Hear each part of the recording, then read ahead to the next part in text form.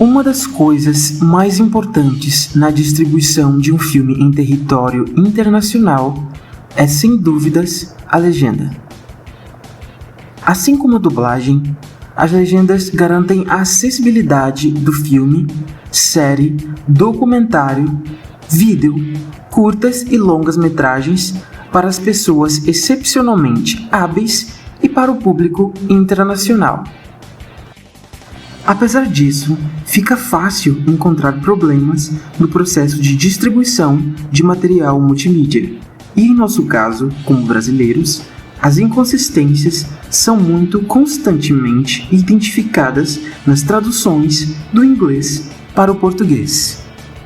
Sempre tive muita curiosidade para entender a dinâmica de dublagem e legendagem de séries e filmes aqui no Brasil, e nos últimos anos as perguntas só aumentaram na minha cabeça. Praticamente todo o conteúdo midiático e digital que eu consumo atualmente vem em inglês. A indústria do entretenimento internacional tem sido meu objeto de estudo pessoal e acadêmico por anos. Então, as questões que faço e as discussões que trago aqui no canal não são de forma alguma somente para mim, mas sim vêm de uma preocupação com a integridade do conteúdo que a população brasileira consome e como o povo interpreta as informações reveladas em séries e filmes. Em Game of Thrones, sexta temporada, episódio 5, tivemos a grande revelação do passado do gigante Hodor, na cidade de Winterfell, região norte de Westeros, nas Crônicas de Gelo e Fogo. Até hoje, me pego tentando responder à grande interrogação que as cenas de Hodor segurando aquela porta deixaram na minha cabeça. No episódio, é revelado que Brandon Stark, herdeiro de Ned Stark e do Norte, que tem a habilidade de possuir a mente e o corpo de seres vivos, é a causa das limitações cognitivas e comportamentais de Hodor, um de seus companheiros na busca por respostas sobre sua identidade mística. Num momento decisivo, em risco de morte e desespero, Brandon Stark invade a mente de Hodor enquanto viaja pelo tempo, guiado pelo Corvo de Sangue, Brandon Rivers, bastardo legitimado da casa Targaryen.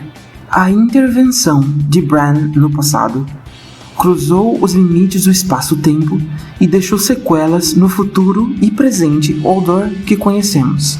Sinceramente, não parei para analisar de imediato o que essa revelação havia significado para os milhares de fãs dos livros e da série Game of Thrones. Mas, anos depois, me veio a questão: como os brasileiros e demais falantes do português interpretaram a revelação de Hodor? Qual foi o peso dessa revelação? Quais foram as pistas deixadas nas legendas que guiaram a audiência à verdadeira significância daquele momento? O que os dubladores disseram e como traduziram as palavras de Hodor enquanto era traumatizado e tinha seu cérebro congelado para sempre nessa única palavra Hodor? Bom, o próprio nome Hodor vem de um certo tipo de aglutinação, nesse caso em língua inglesa, das palavras hold the door, que nesse contexto, em sua integridade e literalmente, significa segure a porta.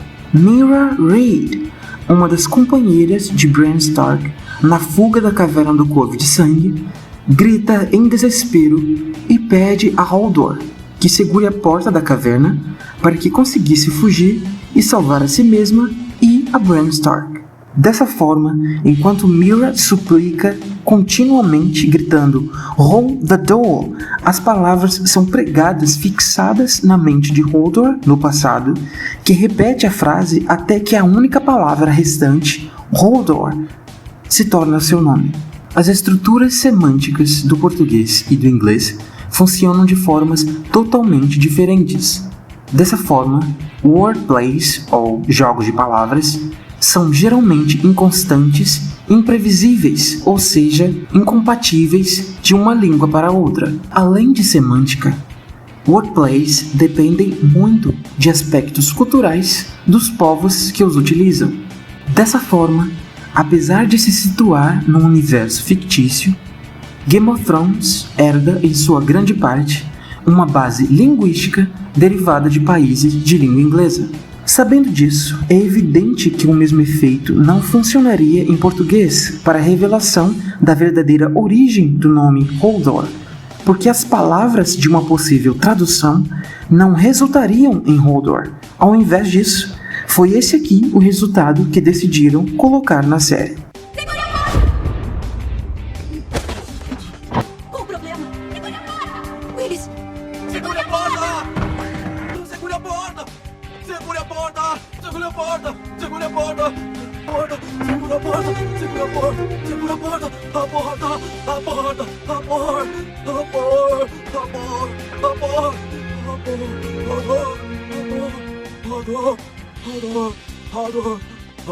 Assim, cala a boca, vai tomar no... Eu confesso que senti um pouco de desconforto revendo a cena dublada em português. Não porque sinta vergonha da minha língua materna, mas porque percebi que há condições, que há códigos simplesmente impossíveis de ser traduzidos ou completamente compreendidos através de culturas diferentes.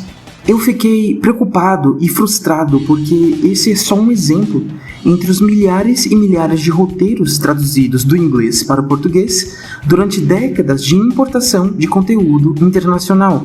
Mas aí vocês podem dizer, mas Tevan, então você quer dizer que você entendeu melhor que todo mundo, ou que você é mais fã que todos os outros brasileiros? De forma alguma, a minha intenção em mencionar esse tipo de questionamento é advertir empresas que trabalham com produção de legendas e dublagens, que realmente se importem com o tipo de experiência que o seu público vai ter ao assistir episódios e filmes dublados ou legendados. Estúdios internacionais de produção, empresas como a Netflix, Disney, Amazon e HBO, precisam dar mais importância a profissionais que trabalham na transcrição linguística de conteúdo digital. Mais que entretenimento, um outro idioma é também uma experiência cultural, social e muitas vezes também pessoal, tornando-se subjetivo demais para traduções literais em meios audiovisuais. Observem o exemplo a seguir. Em The Targaryen Ruler, ruler é um substantivo que não tem gênero em inglês, e governante, que seria o seu correspondente no português, também não necessariamente tem gênero imediatamente, mas para que seja qualificado, será necessário fazer a utilização de um artigo que será feminino ou masculino. Quando eu digo The Targaryen Ruler, você, o interlocutor que estiver me ouvindo, não vai saber exatamente se eu estou falando de um homem ou de uma mulher, mas no português, para fazer qualquer tipo de transcrição ou tradução, eu vou sim necessitar fazer escolha de um desses artigos, para que eu esteja qualificando para o meu público se eu estou me referindo a um indivíduo masculino ou feminino. É preciso que profissionais que trabalham na produção de legendas e dublagens tenham sensibilidade cultural o suficiente para identificar as particularidades de cada cultura e as possíveis consequências que as suas traduções e legendas poderão ter nessa população. A boa e a má utilização da transcrição de conteúdos audiovisuais pode influenciar a forma com que o público vê e interage com o conteúdo, com filmes e séries, e também até talvez alterar a forma com que esse público funciona em sociedade. Um exemplo recente de WandaVision, a primeira e atual série da Marvel, mostra o quanto ainda podemos melhorar na tradução de legendas do inglês para o português. No episódio 7, tivemos a grande revelação de que Agnes, foco de grande parte das teorias mais absurdas sobre a adaptação da série, era, na verdade, Agatha Harkness, uma das personagens dos quadrinhos envolvidas na manipulação da realidade e na manipulação da própria Wanda Maximoff, a Feiticeira Escarlate. Na sequência musical de revelação da personagem, foi dublado um trecho da música original Agatha All Along, que também é o título da própria música, que dizia em português, na legenda, Agatha e mais ninguém.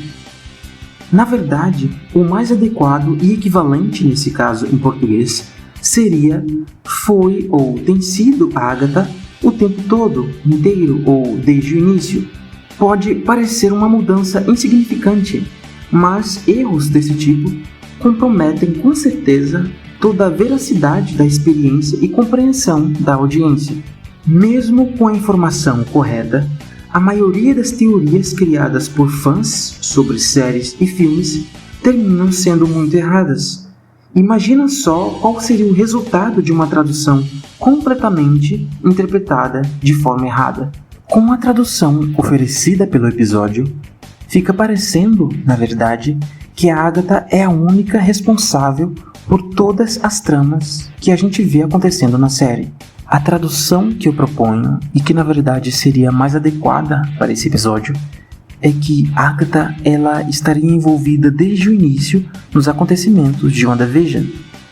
Entretanto, isso não quer dizer que ela tenha sido a única a fazer a manipulação dessa realidade, como indicava a tradução oferecida pelo episódio.